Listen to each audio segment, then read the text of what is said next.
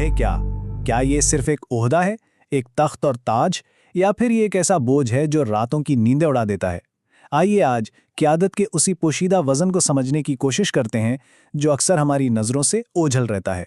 ज़रा तसव्वुर कीजिए, Medina Munawwara की गहरी रात, गलियां बिल्कुल खामोश हैं और सारा शहर जैसे सुकून की नींद सो रहा है। लेकिन इस गहरी खामोशी में क्या वाकई सब सो रहे हैं? नहीं, कोई है जो जाग रहा है। कोई है जो इस शहर की धड़कनों को, इसकी खामोशी को भी सुन रहा है। और फिर अचानक रात के सन्नाटे को एक आवाज़ तोड़ती है, एक मासूम बच्चे के रोने की आवाज़ जो अंधेरे में गूंजती है और सुनने वाले के सीधा दिल पर लगती है। और यही आवाज़ हमें एक राज की तरफ ले जाती है, एक ऐसी देगची का राज जो बज़ाहिर तो चूल्हे पर चढ़ी हुई है, लेकिन उसके अंदर का भेद अभी किसी पर नहीं खुला। जानते हैं इस आवाज़ का पीछा कौन कर रहा है? कोई आम सिपाही या शहरी नहीं, बल्कि उस शहर के हाकिम उमर इब्नुल खत्ताब खुद। वो किसी को भेजने के बजाय खुद उस आवाज़ की तरफ चल पड़ते हैं। वो एक छोटे से घर तक पहुंचते हैं।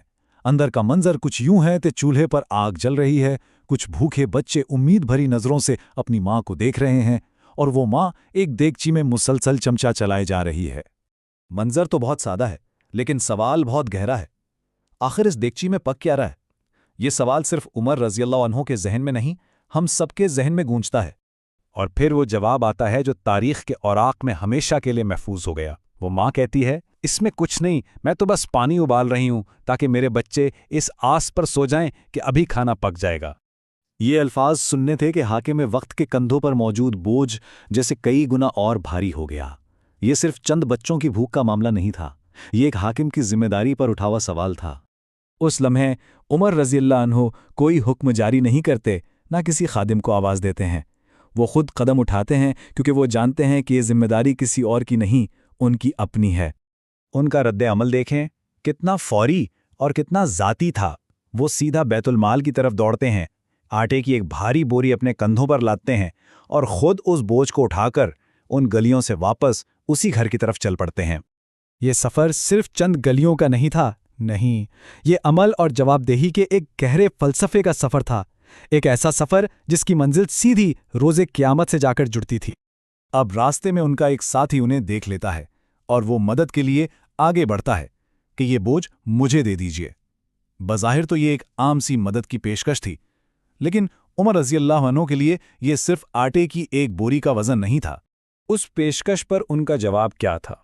यही वो जवाब है जो इस पूरी कहानी का, बल्कि क़यादत का असल निचोड़ है। इन्होंने पलटकर पूछा, तुम आज दुनिया में तो मेरा ये बोझ उठा लोगे, लेकिन क्या क़यामत के दिन भी मेरा बोझ उठा सकोगे? और बस यहीं से हमें क़यादत के असल वज़न का अंदाज़ा होता है। ये कोई ओहदा या एज़ाज़ नहीं, बल्कि ये एक ऐसी अमानत है जिसका हिसाब रोज़े महशर देना है। तो फिर सच्ची क़यादत है क्या? दरअसल ये अपने लोगों की भलाई की एक गहरी ज़ाती ज़िम्मेदारी का एहसास है। ये समझना कि आपके हर फैसले की जवाबदेही इस दुनिया में भी होनी है और आखिरत में भी। इस एक वाक़े से हमें क़यादत के 4 बुनियादी उसूल मिलते हैं। पहला, क़ुर्बत, यानी लीडर को अपने लोगों के इतना करीब होना चाहिए कि उनकी दबी हुई आवाज़ भी उस तक पहुंच जाए। दूसरा, हमदर्दी, उनके दर्द को ज़ाती तौर पर महसूस करना। तीसरा, अमल, यानी सिर्फ बातें नहीं बल्कि फौरी और ज़ाती कोशिश। और चौथा और सबसे अहम, एहतिसाब, ये समझना कि इस किरदार का हतमी वज़न कितना ज़्यादा है। तो अहम नुक्ता ये है कि क़यादत का असल बोझ वो ताकत नहीं जो इससे मिलती है, बल्कि वो जिम्मेदारी है जिसका ये ओहदा तकाजा करता है। ये एक बहुत भारी अमानत है। और इस सारी बात का खुलासा इस एक जुमले में है कि एक सच्चा कायद अपने लोगों का दर्द खुद महसूस करता है। यही एहसास उसे दूसरों से मुमताज़ करता है। और ये वाक़या आज हमारे लिए एक बहुत बड़ा सवाल छोड़ जाता है। आज की दुनिया में जहां हाकिम और आवाम के दरमियान फासले बढ़ चुके हैं, जहां जिम्मेदारियां दूसरों को सौंप देना बहुत आसान है, ऐसे में हम ये कैसे यकीनी बनाएं कि हमारे रहनुमा आज भी उस बोझ का वज़न अपने कंधों पर महसूस करते हैं?